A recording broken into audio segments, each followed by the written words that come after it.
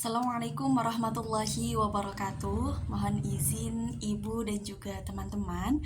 Perkenalkan, nama saya Anggita Maulida dengan NIM 1123051000000156 dari kelas KPI 4E Fakultas Dakwah dan Ilmu Komunikasi, Program Studi Komunikasi dan Penyiaran Islam. Di video kali ini, saya akan mereview 5 jurnal atau 5 penelitian terkait komunikasi organisasi.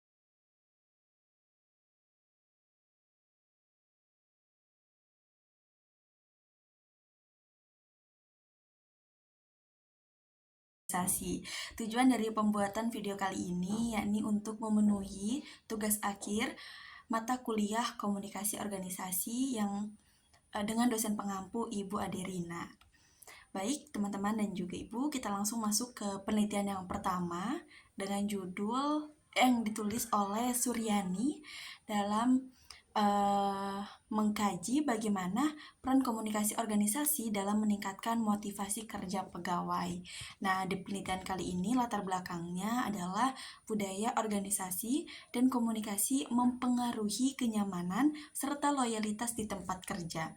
Rumusan masalahnya, apakah komunikasi internal dan budaya organisasi berpengaruh terhadap kepuasan kerja? Lalu teori yang digunakan yakni teori budaya organisasi dan teori kepuasan kerja. Metodenya kuantitatif kasual dengan 65 responden analisis regresi berganda. Nah, hasil penelitian pertama ini menunjukkan bahwa komunikasi yang terbuka, yang jelas, dan dua arah memainkan peran penting dalam menciptakan rasa memiliki dan semangat bekerja pada karyawan. Lalu peneliti juga menemukan bahwa ketika pimpinan menyampaikan informasi secara rutin, memberikan ruang untuk bertanya atau memberi saran, dan memperhatikan umpan balik dari bawahannya, maka para pegawai akan merasa lebih dihargai. Komunikasi ini kan bukan hanya menyampaikan instruksi ya, tetapi juga menciptakan hubungan emosional yang positif antar individu dalam organisasi. Penelitian ini menyimpulkan bahwa komunikasi internal yang efektif memiliki kontribusi langsung dalam menciptakan kenyamanan kerja dan loyalitas pegawai. Lalu kita masuk ke penelitian kedua. Penelitian kedua ini ditulis oleh Skripsi Nadila Febriona pada tahun 2023 dari Universitas Jenderal Sudirman. Nah, fokusnya ini pada komunikasi organisasi di PT Indofood Sukses Makmur. Latar belakangnya, budaya organisasi dan komunikasi mempengaruhi kenyamanan serta loyalitas di tempat kerja. Rumusan masalahnya, apakah komunikasi internal dan budaya organisasi berpengaruh terhadap kepuasan kerja? Nah, lalu kita masuk ke hasilnya ya. Yang ditulis oleh Nadila Febriana ini dalam organisasi komunikasi menjadi tantangan sekaligus kunci. Kenapa? Karena penelitian ini menunjukkan bahwa ketika komunikasi dalam organisasi berjalan efektif, karyawan menjadi lebih termotivasi untuk bekerja sesuai target. Hal ini karena mereka memahami dengan jelas apa yang diharapkan, bagaimana prosedur kerja, dan apa dampaknya bagi perusahaan. Penelitian ini juga menyoroti pentingnya peran pimpinan sebagai penghubung yang baik antara visi organisasi dan pelaksanaannya di level operasional. Ketika pesan tidak tersampaikan dengan baik, karyawan cenderung kehilangan arah, sedangkan komunikasi yang terbuka memberi kejelasan, rasa aman, dan meningkatkan keterlibatan karyawan. Lalu yang penelitian ketiga ini ditulis oleh Hamandia pada tahun 2023 dengan judul Strategi Komunikasi Organisasi dalam Meningkatkan Motivasi Kerja Karyawan RRI Palembang. Di Jurnal Komunikasi Islam JKIS, penelitian kualitatif ini mengungkapkan beberapa strategi komunikasi yang digunakan pimpinan.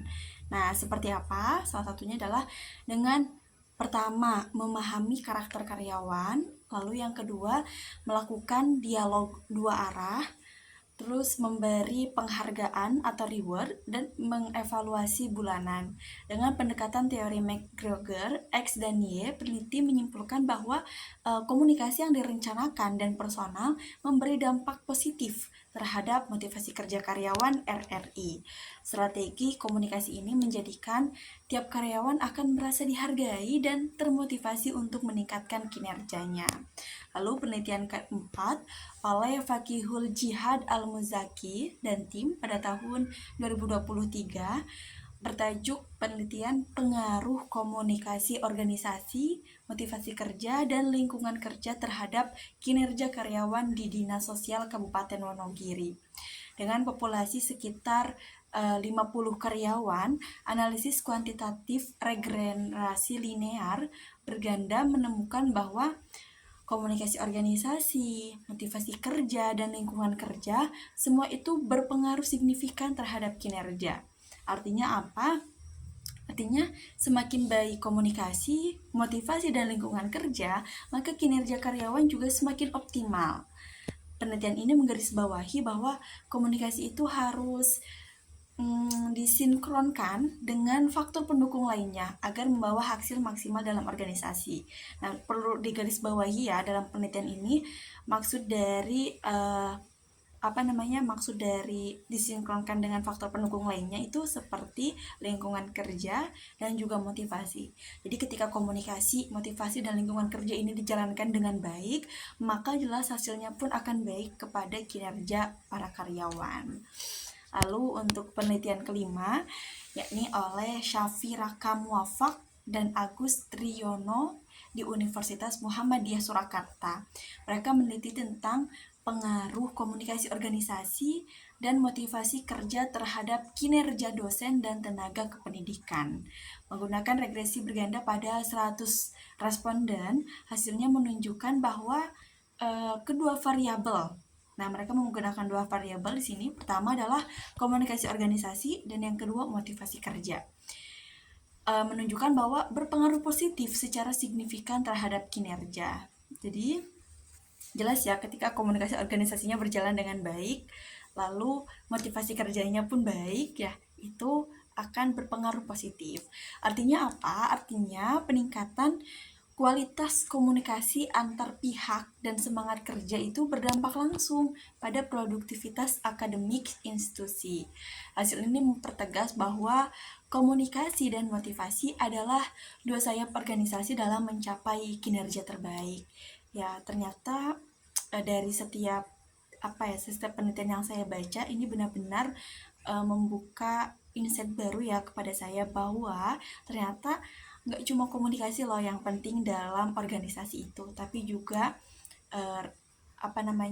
lingkungannya, juga motivasinya itu sangat berpengaruh untuk jalannya organisasi atau setiap perusahaan. Nah, kita masuk ke kesimpulan ya. Menurut saya dari kelima penelitian ini menunjukkan poin yang sama, yakni komunikasi organisasi itu bukan hanya media penyampaian informasi, tapi juga pondasi utama ya, bisa kita bilang pondasi utama dalam membentuk motivasi, memupuk profesionalisme, dan memperkuat kinerja. Ketika komunikasi berjalan dua arah, jelas, terencana, maka insya Allah dampaknya itu bukan hanya pada individu, tapi juga pada organisasi secara keseluruhan, seperti itu. Dan membuktikan ya bahwa komunikasi internal itu bukan hanya juga menjadi tanggung jawab atasan ya yang memimpin organisasi, tapi juga budaya yang harus dibangun gitu bersama demi menciptakan lingkungan kerja yang profesional dan suportif. Karena ketika karyawan ini komunikasi internalnya sudah baik dengan dirinya sendiri, atasan juga sudah baik komunikasi internalnya dengan dirinya sendiri, maka ketika masuk dalam komunikasi organisasi, insya Allah akan menciptakan komunikasi yang baik pula gitu, dan menciptakan kinerja yang baik. Saya kira demikian yang bisa saya sampaikan untuk mereview 5 jurnal atau 5 penelitian pada video kali ini. Mudah-mudahan menjadi ilmu yang bermanfaat dan juga bisa kita terapkan untuk di organisasi atau perusahaan yang akan kita tempatnya nanti. Saya kira demikian. Terima kasih. Wassalamualaikum warahmatullahi wabarakatuh.